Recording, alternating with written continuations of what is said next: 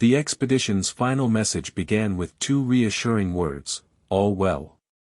But in the margins, someone had added the truth: the commander was dead, the ships were abandoned, and 105 men were walking into the Arctic.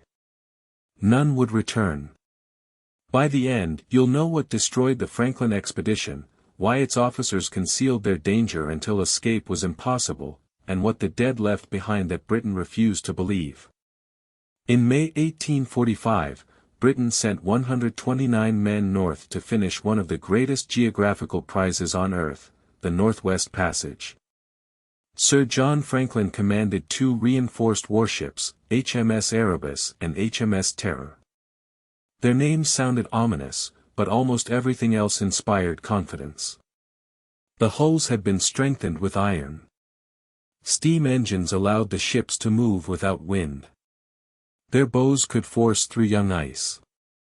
Below deck were heating systems, libraries, musical instruments, scientific equipment, and enough preserved food for approximately 3 years. This was not supposed to be a reckless gamble. It was Victorian engineering aimed directly at the unknown.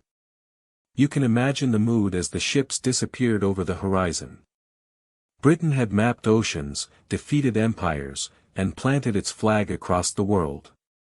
The Arctic seemed like one more problem that discipline and machinery would solve. The expedition stopped briefly in Greenland. 5 men were sent home, reducing the company to 129.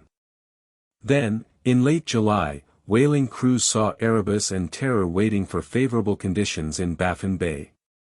It was the last confirmed sighting of any man aboard.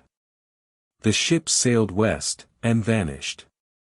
Franklin's men spent their first winter on Beechey Island. For months, the sun disappeared. Temperatures fell so low that exposed skin could freeze within minutes. Inside the ships, condensation collected on beams and bulkheads, then hardened into ice. Still, the expedition followed routine. The men performed plays, attended lessons, maintained equipment, and observed the weather. Order was their defense against a landscape that could erase direction, distance, and time.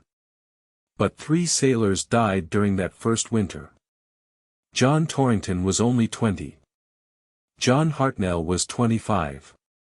William Braine was 32. Their graves were cut into frozen ground and marked with carefully carved wooden boards.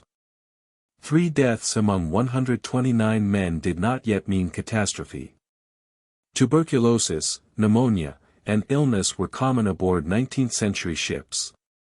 But the graves were an early warning. Something was already moving through the expedition, something the officers either misunderstood or could not stop. When summer returned in 1846, the ships continued south.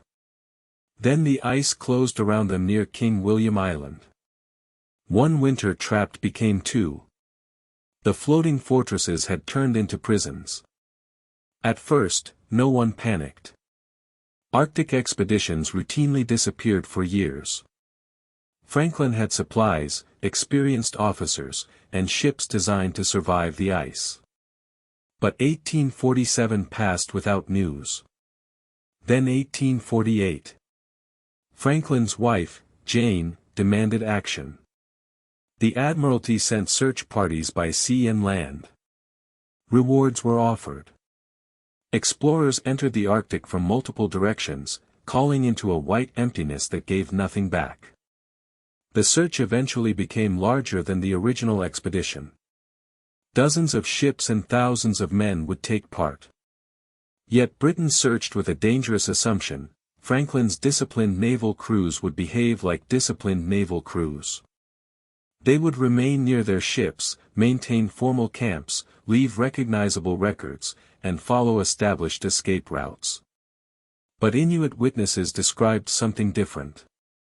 They reported groups of starving white men dragging heavy boats over land. They spoke of bodies scattered along the coast. They described abandoned equipment, silver cutlery, and human remains that appeared to have been cut. British officials dismissed much of it. To accept the testimony meant accepting that the greatest navy on earth had not merely lost an expedition. It had lost control of the men inside it. In 1859, a search party reached a stone cairn on King William Island. Inside was a standard Admiralty form. The printed paper had been designed so explorers could quickly record a ship's position and condition. The first entry was dated May 1847. It said Erebus and Terror had wintered in the ice. Franklin remained in command. Then came the phrase that makes the document almost unbearable. All well. But before we get to what was written around those words, you need to understand something even stranger. The note had been returned to the cairn almost a year after the first entry. Someone had recovered it, carried it, and then written a second message in the margins. That means the expedition had another opportunity to communicate. The officers knew a record might be their only surviving voice. They had limited space, limited time, and more than 100 lives collapsing around them. What they added transformed a routine naval report into the expedition's obituary. And what they left out may be just as important as what they confessed. The second entry was dated April 25, 1848. Franklin had died nearly 10 months earlier. 23 other men were also dead. Erebus and Terror had been trapped since September 1846. After 19 months without escape, the 105 survivors had abandoned both ships. Their new commander, Francis Crozier, wrote that they would begin walking south toward the Back River. Read the document in sequence and it becomes grotesque. At the center, all well. Around it, Franklin dead. 24 men lost. Ships deserted. Survivors marching into one of the most hostile environments on Earth. It is not what they thought. The ships built to protect them had become liabilities. The supplies intended to sustain them had failed. The naval system that gave them confidence had encouraged them to wait until many were already too weak to escape. And south was not safety. The Back River lay hundreds of kilometers away across broken ice, exposed coastline, rivers, and tundra. Even healthy men would have struggled. These men were starving, sick, and pulling boats loaded with gear. Their last organized march began, and the official record ended. Years later, searchers found one of the expedition's boats mounted on a heavy sledge. Inside were skeletons and supplies. But some of the objects seemed almost impossible to explain: silver spoons, books, combs, scented soap, silk handkerchiefs, and other possessions with little value to starving men. This became evidence of irrational decision-making. Why drag the rituals of civilization through a frozen desert? There may not be one answer. Some objects could have been useful for barter. Some may have belonged to dead officers and carried sentimental meaning. The boat itself might have been intended for a future river crossing. But the weight reveals a deeper problem. The men had trained for a naval expedition, not a long overland retreat. Their clothing, diet, command structure, and equipment had been designed around ships. They were trying to carry their old world into a place where that world no longer worked. Every unnecessary kilogram consumed strength. Every delay cost food. Every command had to compete with exhaustion, illness, and fear. The Arctic did not need to attack them. It only needed to make every decision more expensive. More than a century later, the graves on Beechey Island were opened for scientific examination. The bodies were astonishingly preserved by permafrost. Researchers found signs of tuberculosis and pneumonia. Tests also detected elevated lead levels, encouraging a powerful theory: badly soldered food cans had poisoned the expedition, damaging the men's bodies and minds. For years, lead poisoning became the clean explanation. But later research complicated it. 19th-century Britons were routinely exposed to lead through water pipes, medicine, paint, food containers, and other sources. Elevated levels did not prove a sudden, fatal poisoning aboard Franklin's ships. The canned food was still a problem. Some containers were poorly sealed. Spoilage could have caused illness, and 3 years of preserved provisions offered a limited diet. Yet no single culprit explains everything.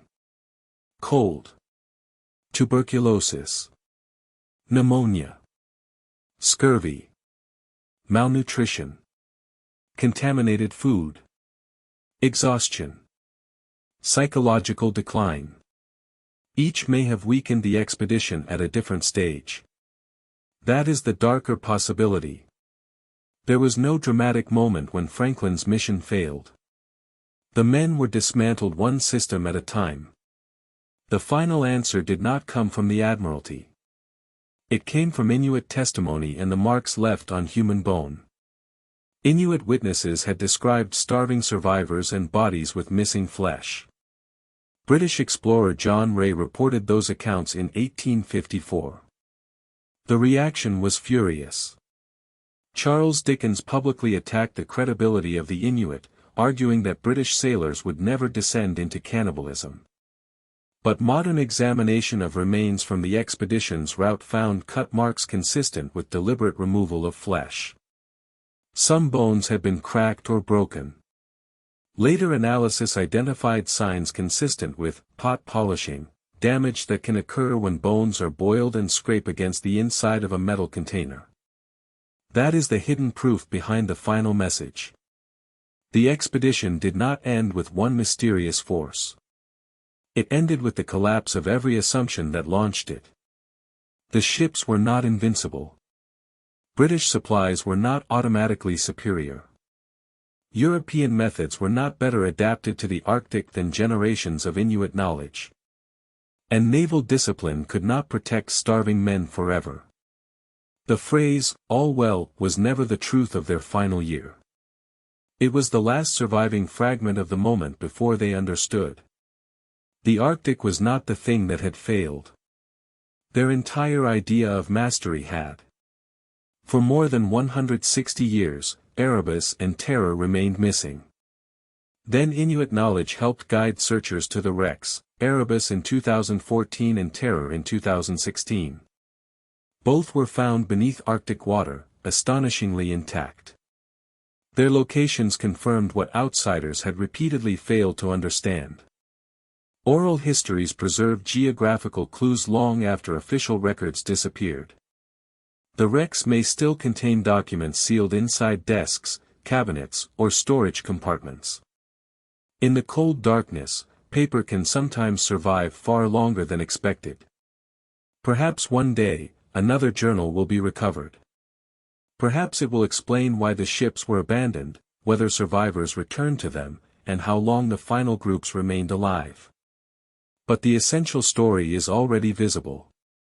You are looking at an expedition destroyed not by a monster, a curse, or a single poisoned meal, but by confidence hardened into blindness. They entered the Arctic believing their technology made adaptation unnecessary. By the time they understood otherwise, their last message had already become a gravestone. If this broke your brain a little, subscribe. We drop one of these every week. Because the next case begins with ordinary families sitting down for dinner, and ends with an entire community screaming, hallucinating, and fleeing from things no one else could see. A village in France went mad in a single night. They blamed the bread.